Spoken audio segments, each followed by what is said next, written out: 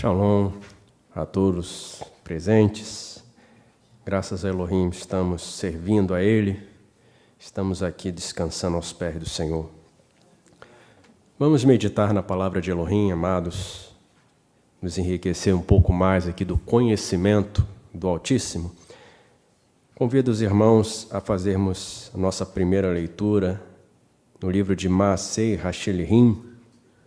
Em português aparece Atos dos Enviados, ou ainda Atos dos Apóstolos. Capítulo 17. Vamos fazer essa primeira leitura de forma alternada, que é o texto principal que nós estaremos meditando neste momento que temos para estar aos pés do Senhor, colocando nossos olhos sobre as suas palavras. Então, Maasei Hashelihim, Atos dos Enviados, 17, a partir do versículo 16, vamos ler até o versículo 33. Do 16 ao 33.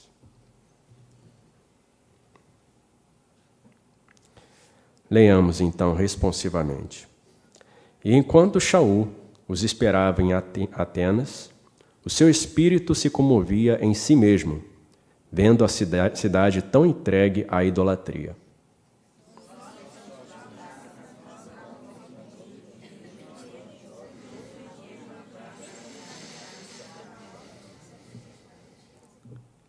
Intrometeram-se com ele também uns dos sábios da casa de Epicoros, os negadores, e sábios da casa de Estevá, os cautelosos. Foram estes e disseram dele: que tolice de lábios é esta? O que este falador está a informar? Esse, conforme a boca do que se ouviu, é instrutor de conhecimento de Elohim estranhos, porque anuncia a Yeshua e o reviver dos mortos.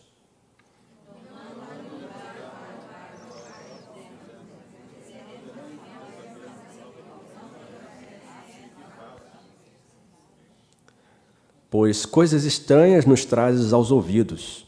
Queremos, pois, saber o que vem a ser isso.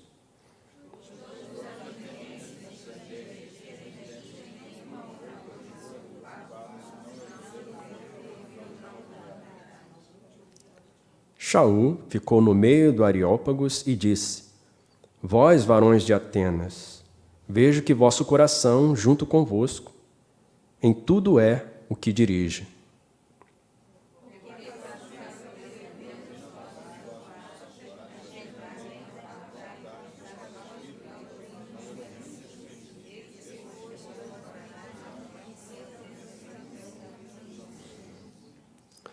O Elohim que fez o mundo e tudo que nele há, sendo Senhor do Shamaim e da Eretz, não habita em templos feitos por mãos.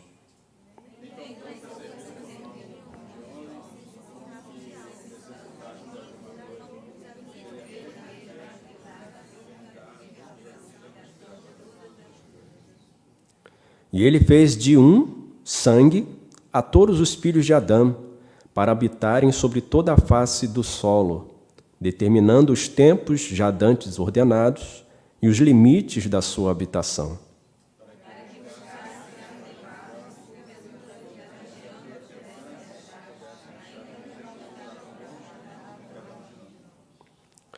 Porque nele vivemos e nos movemos, e existimos, como também alguns de vossos poetas disseram, porque filhos de Elohim nós somos.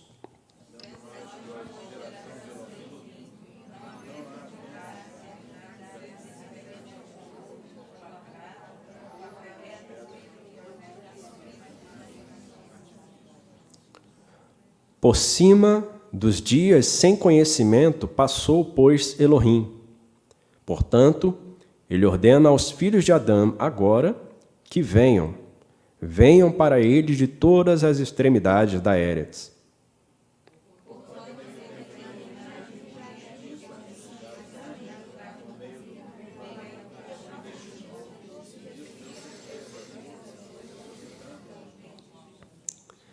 E como ouviram falar do levantar dos mortos, uns escarneciam e outros diziam: acerca disso te ouviremos outra vez. Muito bem, amados. Então temos aí narrado um fato que se inicia ali com Shaul aguardando em Atenas, né? No versículo 16 nós começamos vendo aqui que Shaul esperava por alguém em Atenas. Enquanto ele esperava, ele ia observando qual era a situação daquele lugar em que ele se encontrava. No caso aqui, ele estava esperando Timóteo e Sila, né? Que ficaram em Bereia,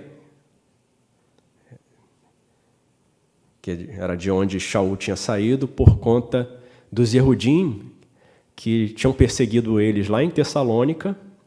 E aí, depois de Shaul ter saído de Tessalônica e ter ido para Bereia, esses Yehudim de Tessalônica foram correndo atrás de Shaul, de Sila e de Timóteo para os perseguirem. E aí, mais uma vez, Shaul foi recomendado pelos irmãos para que saísse dali também, para que eles não fossem agredidos pelos Yehudim de Tessalônica. E aí Shaul foi na frente e Timóteo e Sila ficaram ali ainda trabalhando em Bereia e depois se juntaram a Shaul. Então, quando Shaul está esperando ali naquela cidade de Atenas, a gente sabe que fica ali na região que hoje conhecemos como Grécia, né?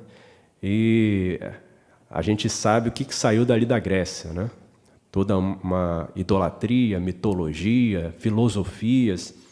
E aqui nesse texto a gente vê sendo tratado sobre esses diversos assuntos aí que são bem característicos dessa cultura grega, que é tão cultuada nos dias de hoje, especialmente por aqueles que odeiam a Elohim, né, e estão trabalhando as ocultas para desviar as almas de Elohim. E a gente vê a primeira impressão que Shaul tem aqui, daquela situação da cidade dos moradores de Atenas, diz o que é a respeito do espírito dele? O seu espírito se comovia em si mesmo, vendo a cidade tão entregue à idolatria. Então Shaul ele viu aquela situação, naqueles moradores, e o que ele percebeu? Carência. O que a gente vê quando a pessoa está buscando uma religião, buscando orientação, buscando estudar diversas filosofias, muitas vezes a pessoa está procurando respostas. Há o outro caso em que a pessoa está querendo apenas adquirir conhecimento intelectual para competir, para debater, né, como é, inclusive, o caso desses a maioria desses que estavam ali discutindo com Shaul, né, a respeito das suas filosofias. Mas nós sabemos que as pessoas, muitas vezes, elas vão de casa em casa buscando alguém que lhes ajude a encontrar a razão de sua existência, o propósito de sua vida. E Shaul encontrou naquele lugar, né, aquela situação de idolatria, muitos altares, muitas esculturas, e ele percebeu que ali aquele povo estava desorientado e carente de ajuda. E o que ele foi fazer? Imediatamente, ele foi ali no versículo 17, diz que ele ia para a casa de reunião dos Yehudim e ali discutia com eles a respeito do plano de Elohim.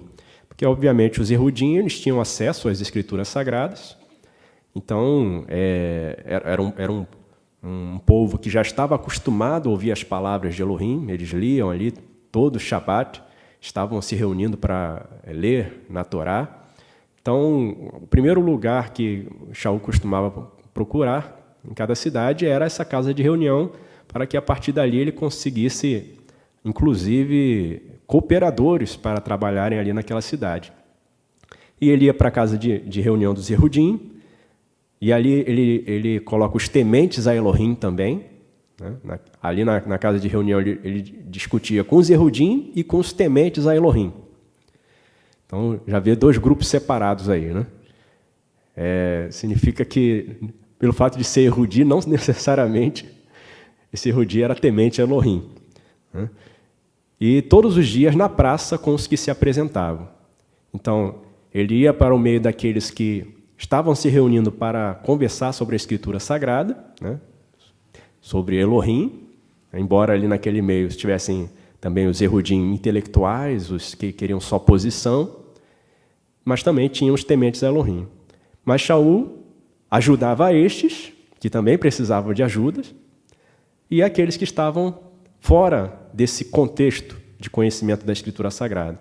No caso ali, os que estavam se apresentando na praça.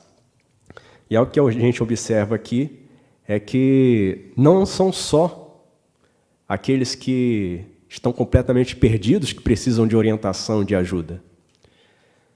Shaul ele se preocupava também em ajudar os seus próprios compatriotas.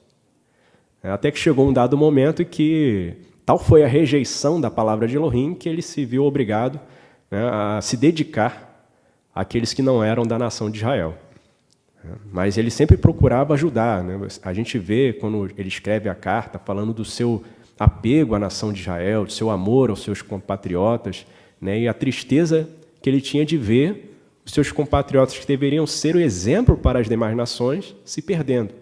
E ele ia ali, né, se colocava no meio dos leões, né, muitas vezes perseguido, como aqueles de Tessalônica, que correram atrás dele em Tessalônica, depois foram perseguindo ele até Bereia, e aonde quer que ele fosse, eles não desistiam.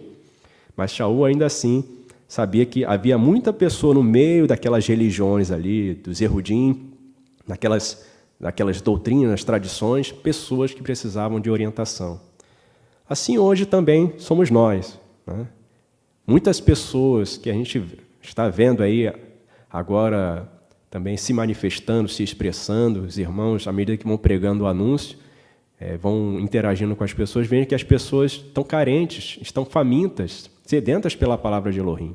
Mesmo frequentando, muitas vezes, uma denominação evangélica, percebem que ali não tem um sustento, não é edificada, não cresce, não desenvolve, né? Sempre fica aquela mesma pregação, né? Prometendo, dizendo que vai acontecer, dizendo que Elohim vai fazer, mas a pessoa não sente realmente Elohim satisfazendo a sua alma.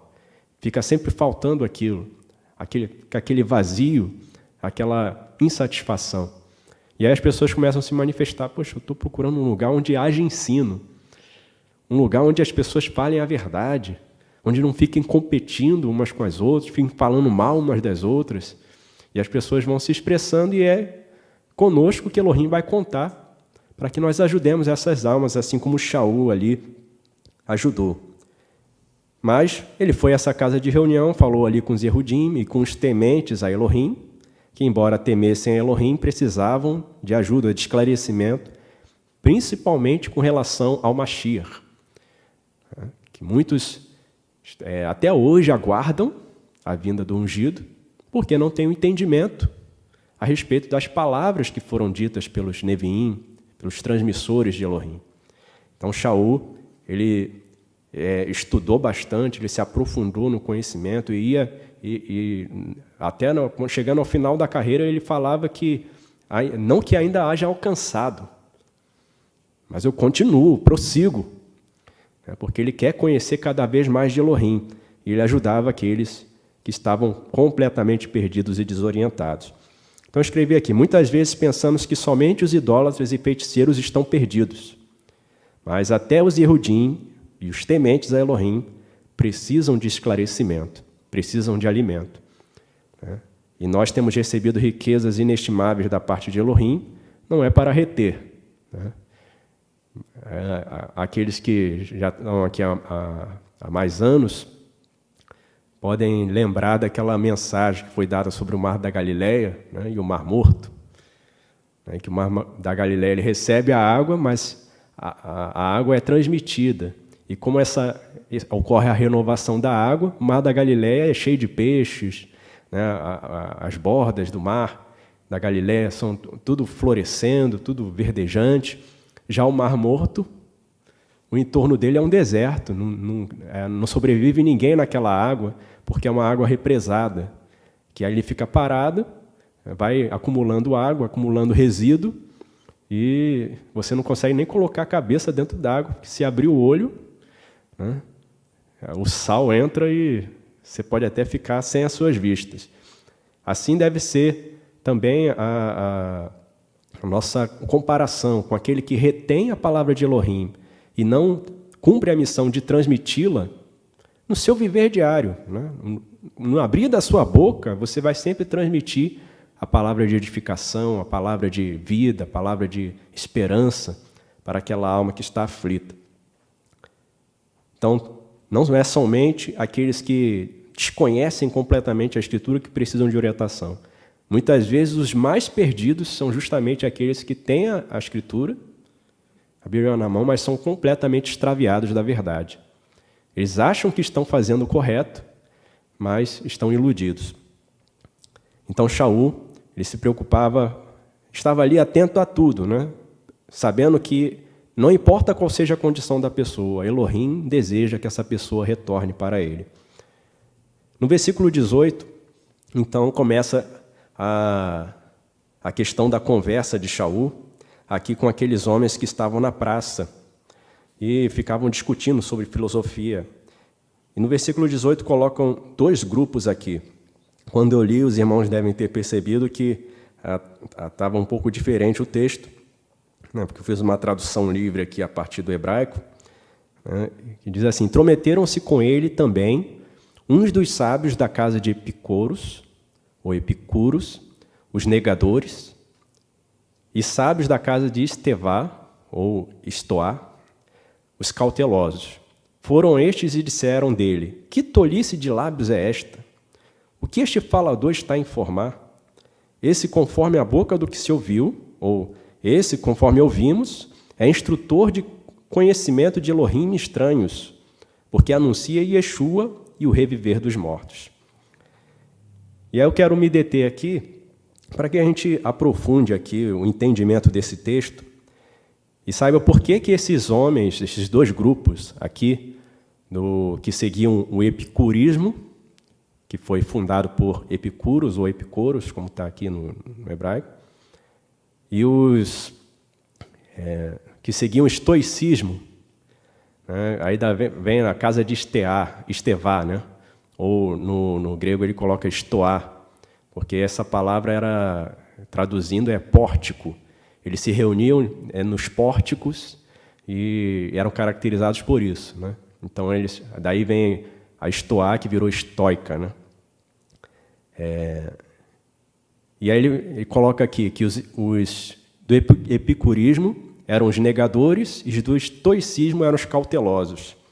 E aí, para entender isso aqui, eu vou ler aqui para os irmãos a base de pensamento desses dois grupos filosóficos. Deixa eu abrir aqui o texto que eu separei para os irmãos.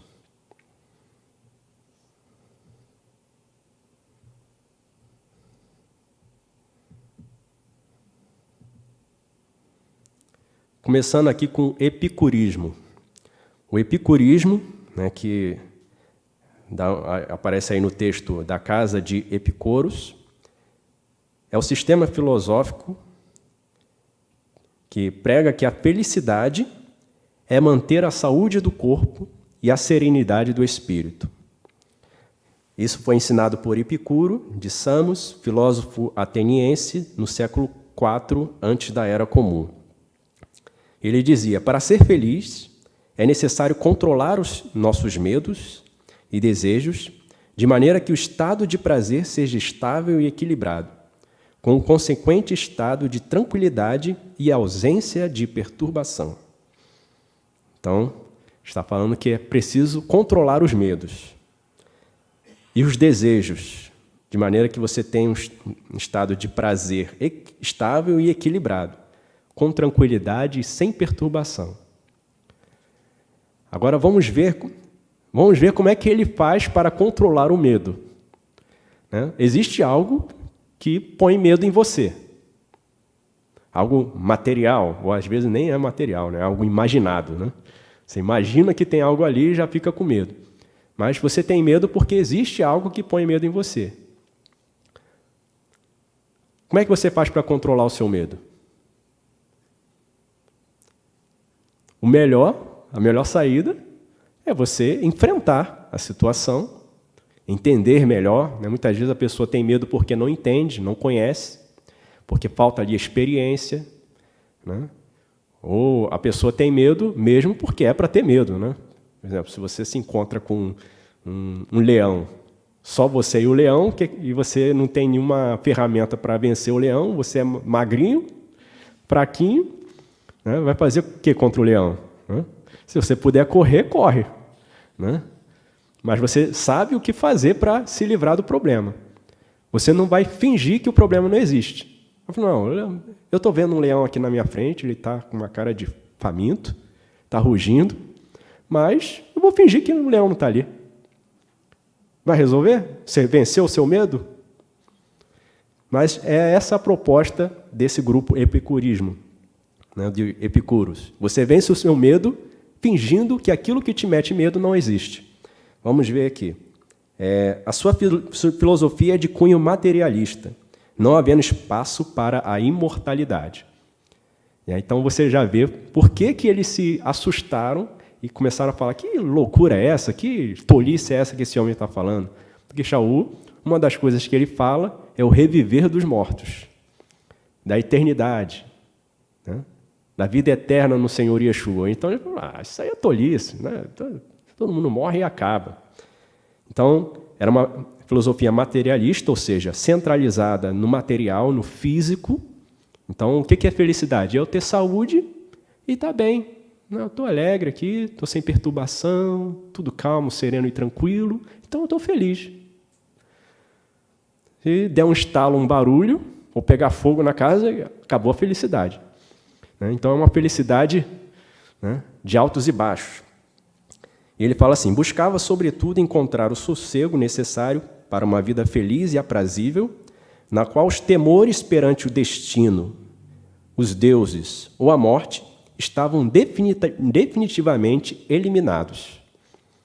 Então, a felicidade proposta aqui por essa filosofia do epicurismo era baseada na eliminação completa dos medos a respeito do destino, dos deuses e da morte.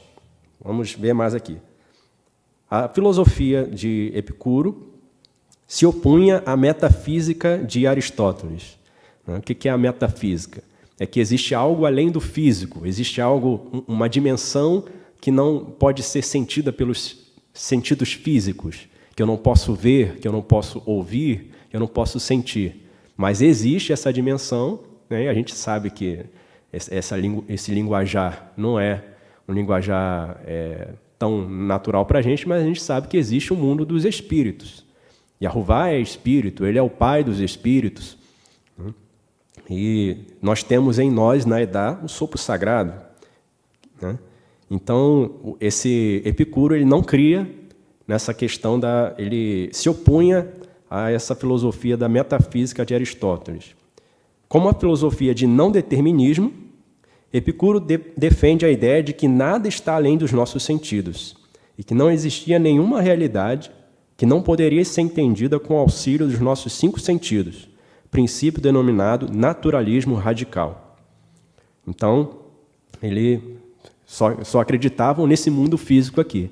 Então, quando Shaul fala que aqueles que passaram para o lado de lá vão retornar e ser julgados por meio do varão que Yahová estabeleceu,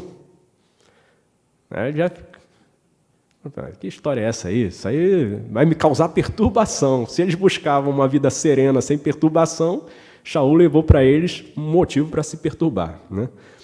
Agora, aqui os pilares, né, a respeito dos temores que eles buscavam eliminar, os medos que eles buscavam eliminar. O primeiro é a respeito dos deuses. Segundo a crença dos gregos, os deuses estariam preocupados com o ser humano, sendo responsáveis pelas suas vitórias ou desgraças, o que acarretaria um medo inerente ao homem, que temeria ser punido a qualquer momento por um de seus atos. Epicuro critica esta ideia. Ou seja, não existe um Elohim que está de olho em mim, não existe um Elohim que está anotando as minhas ações para depois me julgar. Então, quando Shaul vai falar que Yeshua, que foi determinado um dia e que com justiça ele há de julgar, isso aí causou perturbação para eles. E aí eles só tinham a refutar aquela palavra de Shaul, porque ia de encontro ou contra os interesses deles, que buscavam fugir daquilo que lhes causava medo. Eles não resolviam o problema. Aí você vai ver o filósofo, ele fala um monte de palavra difícil, frases que você fica difícil de entender, e até eu, comentando isso com os irmãos no 6º dia, ali no culto na irmã Miriam, eu brinquei, né? Aí você fica achando que você é que é o ignorante, né? Você que não entende, poxa. Não, você não está entendendo a mensagem do filósofo porque você ainda não alcançou o nível, o patamar da iluminação. Então você precisa estudar muito, ler muitos livros ainda. Pega esse autor aqui, aí um livro de 10.000 páginas. Pega esse outro autor aqui, não sei o quê. Aí esgotou naquela língua, agora lê também outros 1000 livros na outra língua. E assim vai, você nunca alcança aquele estágio. Mas não é para entender mesmo. É tudo confuso porque fala muita coisa, mas não diz nada. Não resolve a situação. Busca-se apenas mascarar e fugir daquilo que lhe causa medo. Mas Shaul estava diante deles propondo a solução. Vocês têm medo da morte? Vocês têm medo de serem punidos por suas ações? E Yahová ordena que todo homem, em todo lugar, retorne. Ele passou por cima dos tempos da ignorância. Retornem. E Epicuro critica esta ideia, né, de que os deuses poderiam punir os homens. E isso, obviamente, quando o homem sabe que vai ser julgado um dia, ele teme e ele tem duas escolhas. Ou fugir, né, fingir que não vai ser, e aí a sua consciência é cauterizada, ou retornar dos seus maus caminhos, se corrigir e buscar a Elohim. Se os deuses não se encarregam do nosso destino, bênção ou maldição, cabe a nós mesmos a responsabilidade. É a palavra de Epicuro aqui. A felicidade ou sofrimento depende das escolhas de cada um. É uma frase bonita, né? A felicidade ou sofrimento depende das escolhas de cada um. Mas veja que ele opôs a felicidade ao sofrimento. Existe felicidade com sofrimento? Vamos lá, quem aqui é feliz? Veja aí, está faltando felicidade aqui nesse salão, hein? Os irmãos precisam conversar mais com o Senhor Yeshua, né, se apegar mais a Ele, né? Mas temos sofrimentos? No mundo tereis aflições, mas equipai-vos de força. Eu resisti ao mundo.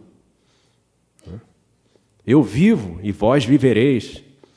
Nós nos alegramos na esperança. É claro que a felicidade plena, perene, né, ela vai ser desfrutada quando nós não formos mais agredidos pela maldade dos homens, né, como a natureza geme ainda hoje por causa dos erros dos homens. Mas ele coloca aqui a felicidade em contraste com o sofrimento.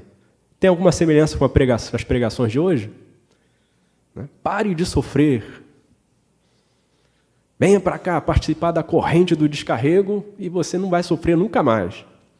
Aqui a filosofia. Não, eu tenho que ter saúde. Graças a Deus, porque eu tenho saúde, tenho dinheiro, estou vivendo uma vida tranquila, eu todo ano viajo para o exterior, né? Eu posso dar, eu dou muito bem, muitos bens, faço muitas doações, estou bem, estou tranquilo. Entendeu? Eu moro lá no meu castelo, nenhum bandido chega lá, até que ele ouve a voz, né? Louco, esta noite pedirão a tua alma. Quem está falando? Quem está aí? Ele está lá no seu castelo. O que mudou? A pessoa foi lembrada de que existe algo a temer. Existe alguém a temer. Então, esse aqui é o primeiro pilar dessa filosofia, né? Não existe Elohim. Eles criam até que existiam os deuses, os ídolos, na mitologia grega, só que o pensamento deles era o seguinte: eles estão lá e nós aqui. Só existe esse mundo físico aqui, a gente resolve por aqui. A nossa felicidade depende só de nós mesmos. O segundo pilar é a questão da morte. Como é que eles resolvem essa questão da morte? É outro medo que se tem. Poxa, eu vou viver os prazeres aqui, vou ter saúde, mas até quando eu vou ter saúde? Em determinado momento a morte vai vir e não tem como fugir dessa fatalidade. Olha só o que eles falavam. Para acabar com o temor da morte, Epicuro defende a ideia da morte como sendo o nada. A lógica é que se a vida e as sensações causam o sofrimento do indivíduo, a morte existiria para cessar as sensações, ser o nada, a privação total. Portanto, é inadmissível aceitar que ocorrerá sofrimento, pois a morte ocasionaria o extermínio das sensações. A conclusão que a gente chega é que ele transformou a morte de problema em solução. A morte vai acabar com o sofrimento. Eu vou cair num nada. Só que aí, quando Shaul vem e prega para eles, falando que Yeshua vai levantar todo mundo dentre os mortos, espera aí. Não, eu estava vivendo, achando que tudo ia acabar um dia. Né? Eles vão estar dizendo que vai voltar e vai julgar. Como é que vai ser isso? Então era um misto de zombaria, mas também com com o coração batendo mais forte, né? Acelerado. Não, isso aí não é verdade, não. É palhaçada. Esse homem aí vem chegar aqui falando isso, né? Que a gente está conversando coisa séria aqui, filosofia do alto nível. Vem esse homem falar de Yeshua, Elohim, estranho. Mas era esse o pensamento. E aí eu concluo aqui nessa parte do epicurismo, ele fala assim: o sábio é, portanto, aquele que toma consciência da própria existência e destino, não aceitando o determinismo de um Deus.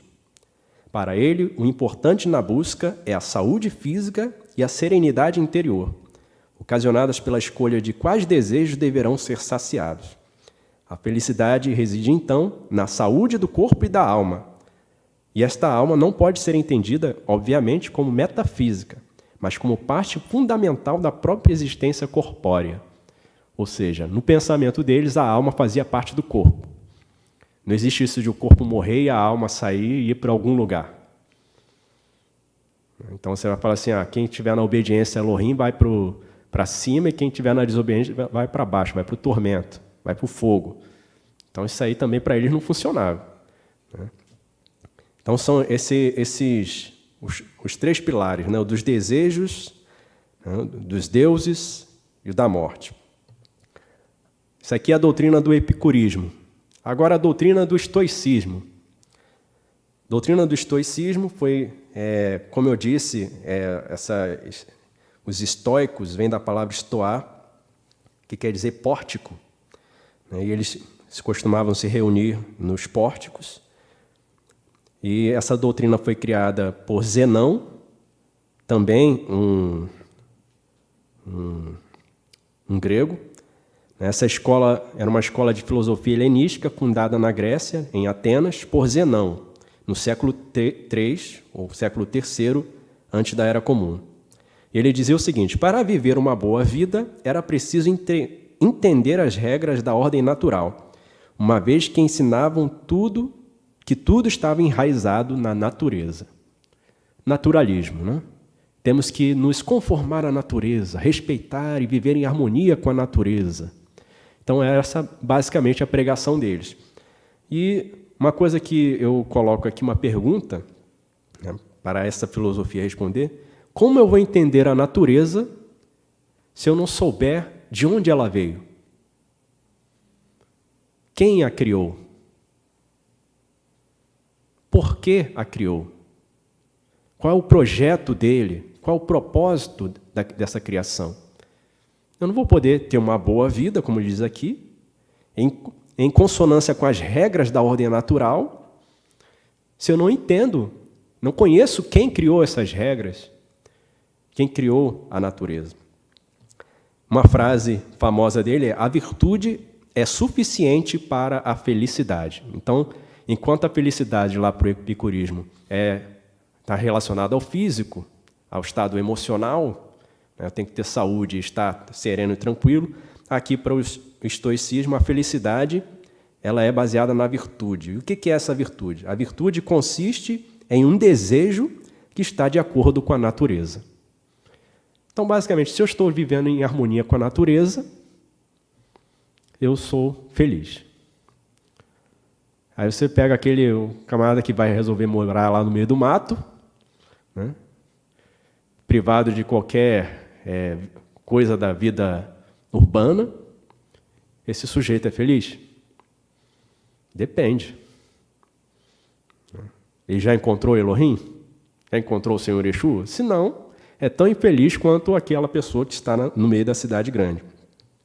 Ele teve maior influência, né? Esse grupo foi um grupo de maior influência do que o epicurismo, e chegou, inclusive, a influenciar grandemente essas mudanças que ocorreram no chamado cristianismo. Essas influências desse pensamento aqui foram introduzidas ali nas Bíblias para trazer a cultura grega para a assimilação daqueles que estavam se aproximando por causa de Yeshua, mas acabavam esbarrando nessas mentiras. A ética estoica defende uma perspectiva determinista, enquanto o epicurismo dizia que defendia a não determinística, ou seja, Elohim não interfere na minha vida, ele não vai me julgar, ele não tem nada a ver comigo. No caso aqui dos estoicistas, os estoicos, né, eles defendiam o determinismo, ou seja, Elohim tem, sim, relação comigo e ele está me vigiando. Um estoico de virtude altera a sua vontade para se adequar ao mundo e permanecer, nas palavras de Epicteto, doente, mas feliz, em perigo, mas ainda assim feliz, morrendo, mas ainda assim feliz, no exílio e feliz, na desgraça e feliz. Então, esse é o estoico de virtude. Então, a virtude é o único bem e caminho para a felicidade. O indivíduo deve negar os sentimentos externos. O prazer é indiferente ao homem sábio.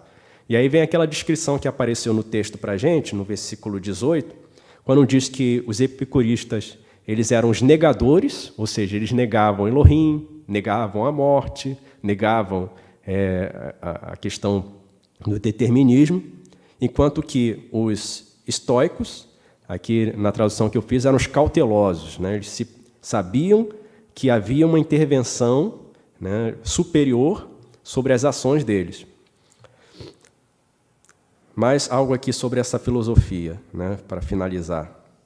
A certeza e o conhecimento verdadeiro, alcançável pelo sábio estoico, podem apenas ser atingidos pela verificação da convicção com a experiência dos pares e pelo julgamento coletivo da humanidade. E aqui ele coloca a dependência de você ter certeza do que é verdade, do que é o conhecimento verdadeiro, se alguma pessoa tiver tido a experiência semelhante à sua, ou se o coletivo aprovar aquele conhecimento como sendo verdadeiro. A gente tem alguma coisa parecida com isso hoje? Né? A questão dos fake news. Não, só é fake news se os grandes jornais estiverem falando. Não, só não é fake news se os grandes jornais estiverem falando. Se não, é fake news. Mas todos os grandes jornais são controlados pelas mesmas pessoas. E falam as mesmas coisas justamente por isso. Então, quando você adota essa questão aqui, não, a outra pessoa também tem que... Só você? É só você que vai para o céu? Só a sua igreja? É só você que conversa com Elohim? Não, eu estou te dando a oportunidade de aprender a se relacionar com Elohim também. Como eu disse me lembrei aqui de uma situação, uma das muitas situações, né, quando eu morava lá em São José dos Campos, e aí eu passava mais tempo ali com os colegas, né, foram 3 colegas ali do quartel comigo, e numa das ocasiões que a gente estava voltando do almoço, ou indo para o almoço, uma colega chegou para mim e falou assim, você fala como se fosse superior a nós. Eu Falei, mas eu sou. E eu não me referia porque eu era mais antigo que ele, né? Eu me referia por causa de Elohim mesmo.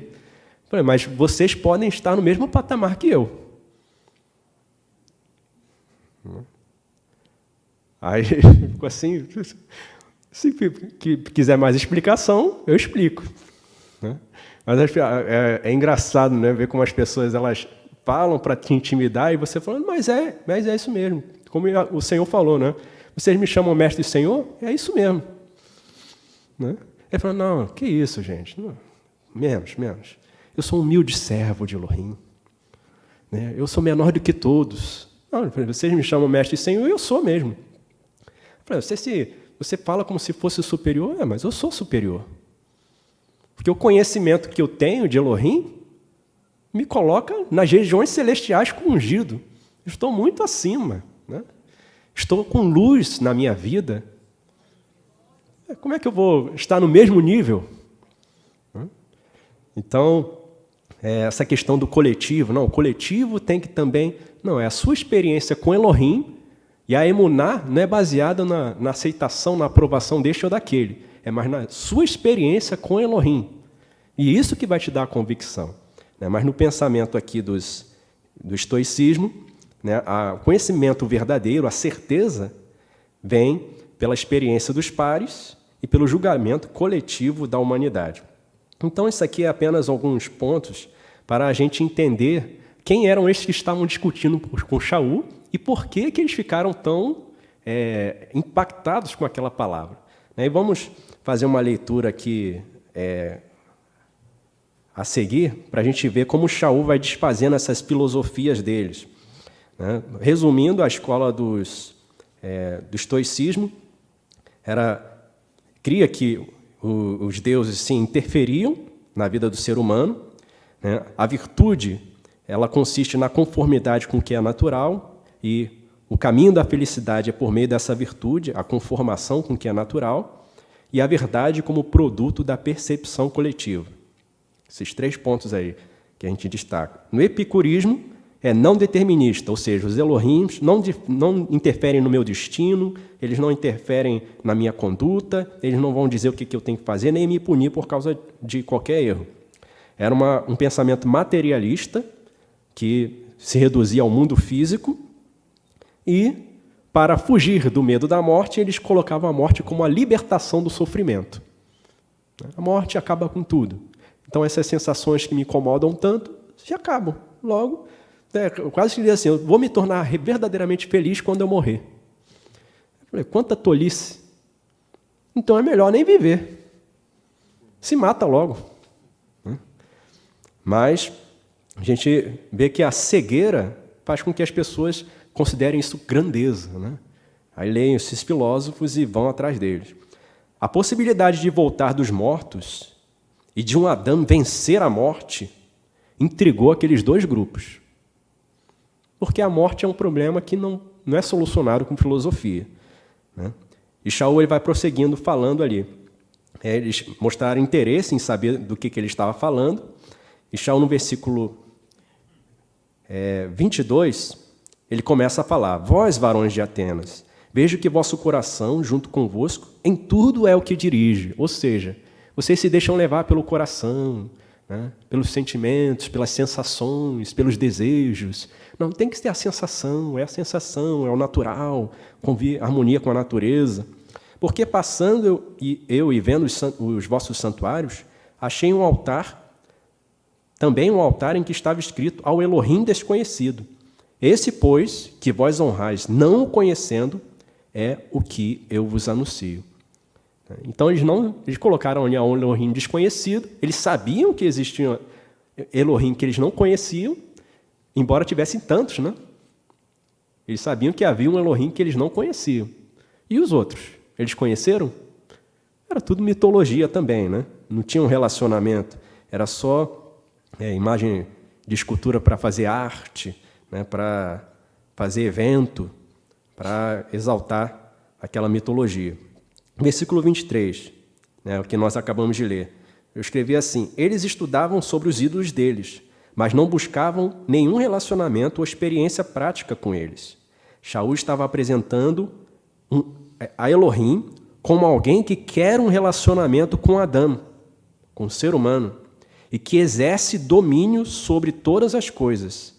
Daí o conflito de pensamento deles. Elohim quer um relacionamento. O epicurismo dizia que são os deuses lá e nós aqui. E Shaul apresentou Elohim como alguém que está querendo que o homem retorne para ele. Ele é um ser vivo. Ele é alguém que se interessa pela sua situação. Ele se importa com seus sentimentos, com seus anseios. Ele quer responder aos seus questionamentos, né? Mas você precisa obedecê-lo. E ele também exerce o domínio. No versículo 24, Shaul fala assim: o Elohim que fez o mundo e tudo o que nele há, sendo Senhor do Shamaim da Eretz, não habita em templos feitos por mãos. Então a gente vê aqui derrubando ali a doutrina dos estoicistas, né? Que fala assim: não, temos que viver em conformidade com a natureza. Aí Shaul vem e falou: mas quem criou a natureza? Elohim, que fez o mundo e tudo o que nele há, sendo Senhor do Shamaim da Eretz, não habita em templos feitos por mãos. Ele não está naquele altar ali que vocês fizeram para o Elohim desconhecido. Ele não habita em casa construída por mãos humanas. Nem tampouco é servido por mãos de varões, como que necessitando de alguma coisa. Não precisa ser vestido, não precisa que alguém acenda a vela para ele, que carregue ele, que construa uma casinha para ele não pegar chuva, nem que o cocô de pombo caia na cabeça dele. Né? Pois ele mesmo é o que dá a vida a todos, a respiração e todas as coisas. E ele fez de um sangue a todos os filhos de Adão para habitarem sobre toda a face do solo, ou do Adamá, determinando os tempos já dante ordenados e os limites da sua habitação, para que buscassem a Elohim, se porventura tateando o pudessem achar, ainda que não está longe de cada um de nós. Então, Shaul ali coloca que Elohim ele está interessado em se manifestar. Você está buscando a Elohim? Achegue-se a ele e ele vai se manifestar. Vocês estão aí buscando, estou vendo que vocês estão buscando nos ídolos aí, estão discutindo na praça, né, buscando, divagando, filosofando, mas eu estou aqui apresentando o Elohim Criador. E ele está de olho em cada um de vocês. Não está longe de cada um de nós. Porque nele vivemos e nos movemos e existimos, como também alguns dos vossos poetas disseram, porque filhos de Elohim nós somos. Aqui a gente vê que Shaul ele tinha conhecimento da literatura, né, ali de alguns daqueles Ivanim, né, dos gregos. E ele cita, né, que na escritura deles, eles colocavam porque filhos de Elohim nós somos. Mas olha o que o Shaul vai falar depois. Sendo nós, pois, filhos de Elohim, não havemos de cuidar que Elohim seja semelhante ao ouro, prata ou pedra esculpida, por artifício e imaginações dos varões. Ora, se vocês estão dizendo que são filhos de Elohim, como é que vocês chamam esses altares aí, essas esculturas de Elohim? Vocês saíram desse material aí? Vocês saíram dessa pedra, desse gesso, dessa madeira? Vocês estão dizendo que são filhos dessas coisas? Se vocês são filhos de Elohim, Elohim pelo menos é semelhante a você ou superior. Se vocês se julgam inteligentes, Elohim é muito mais. Se você se julgar forte, Elohim é muito mais. Como é que você vai fazer ele reduzido abaixo da sua posição? Então, a princípio, a pregação de Shaul parece uma pregação normal, né? Mas para aqueles homens que eram intelectuais, filósofos, que tinham os seus pensamentos nas suas escolas, Shaul está dando um choque de realidade neles. E certamente, né, algumas pessoas podem se sentir tão ofendidas a ponto de partirem para a violência. Né? E Shaul fala, por cima dos dias sem conhecimento, imagina isso, né? Elohim passou por cima dos dias sem conhecimento. Vocês não conhecem Elohim, vocês não conhecem nada do que deveriam conhecer. Mas Elohim vai relevar isso. Ele ordena que os filhos de Adão agora venham para ele de todas as extremidades da Eretz, porque tem determinado um dia em que com justiça há de julgar o mundo, por meio do varão que escolheu, e disso deu certeza a todos, levantando dos mortos. E quando ouviram ele falar do levantamento dos mortos, uns escarneciam, outros diziam: acerca disso te ouviremos outra vez. Vai voltar sim. Sim, esse Yeshua levantou dos mortos, né? Tudo bem. Para quem acreditava que a morte era um nada, não precisa ter medo da morte, é só fingir que a morte, na verdade, não é problema nenhum. Então, aquela palavra no coração dos mais soberbos não entrou. Mas depois a gente vê, aqui no versículo 34, todavia, chegando alguns varões a ele, creram, entre os quais estava Dionísio. Aqui coloca o Areopagita, né? Mas